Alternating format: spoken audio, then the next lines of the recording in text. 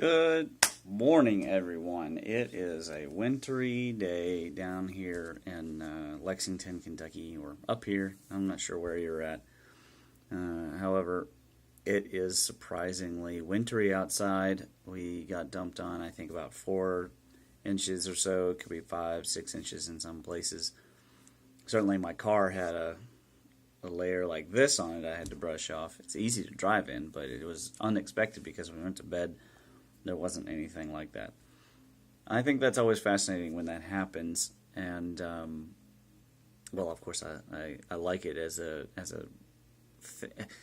I like any time that I fail to use or properly think about what's coming next in terms of using the Chinese sciences, and nature surprises me. I think that it's always a refreshing feeling to, if you're going in a continuum in this direction, for it to zig, away. I find that to be a refreshing sense of, we don't know everything, and we certainly don't know what's about to happen. I had heard vague references to us going to have a snowfall, but I didn't actually think that it was going to happen. So I like that kind of thing. I don't know about you. Listen, there's a new video up on the Suspicious Observers, and it's a good video. But I have to comment on the title. There is no such thing as settled science. Even in the Chinese sciences or the Ayurvedic sciences that have been around for thousands of years, there is no settled science. I'm really surprised that Ben Davidson would use this term because it is clearly not true. It's not even remotely true because the electroquake going from crazy idea to mainstream is pretty amazing. However, there's nothing settled about it. Settled would imply that it's all like kind of flat and everything's, found a permanent resting place. And it just hasn't. I mean, we really don't know how to predict earthquakes yet. And the fact that there are certain releases of electromagnetic waves and that they're influenced by cosmic rays and solar radiation is obvious. However, that doesn't make it settled at all. It's just the beginning. If anything, it's just the beginning in a long direction down the road towards something much more profound. And of course, there is still remaining your standard tectonics.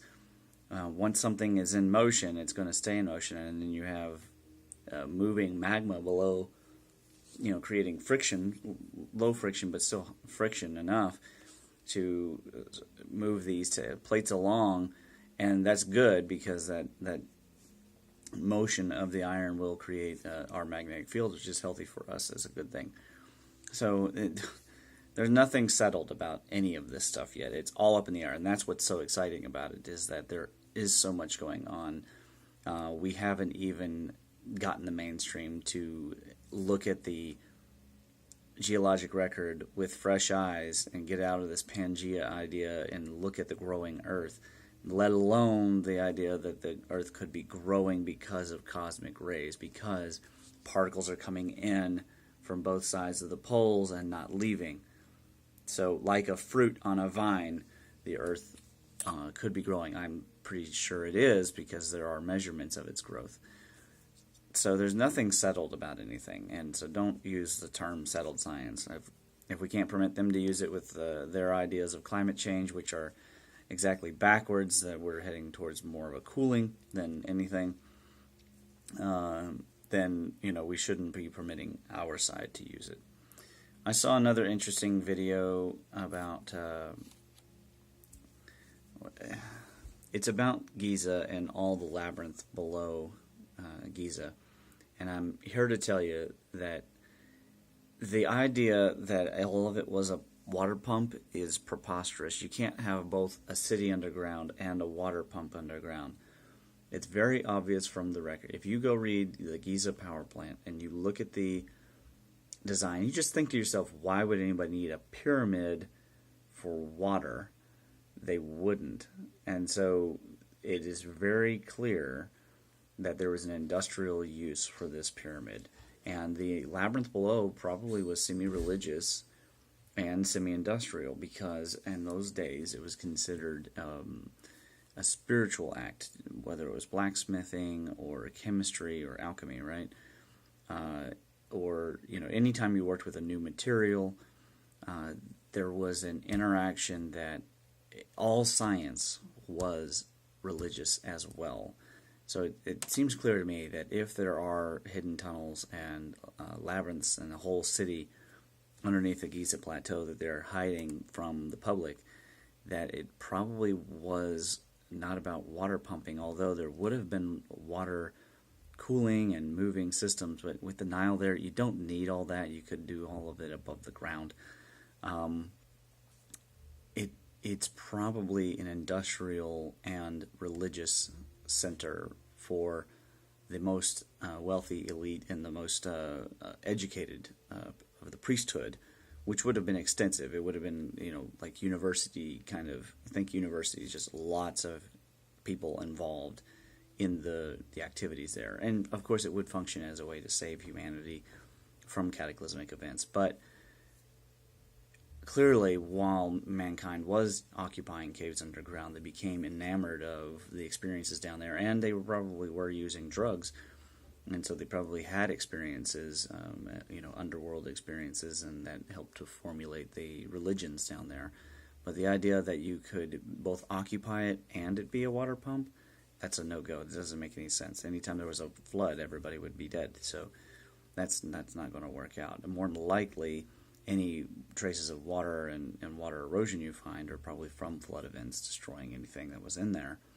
And if you were going to build a water system, it wouldn't be haphazard aqueducting, and it would be more like the Persian stone pipes. They're big cubes with a good-sized fat pipe in them. They're going up and down over hills, and indicating that they had pressure in the system. And you can look those up. Pressure those. I can't remember the name of the place that they're in. It's on. If you go to akha.us, you can see the videos that I've been uploading. Also, another interesting video came up last night, and the Coral Castle mysteries have been solved finally. And I encourage you to go to akha.us and watch that. You can actually see video footage of Lead Skalman building Coral Castle and working on things and how it was done.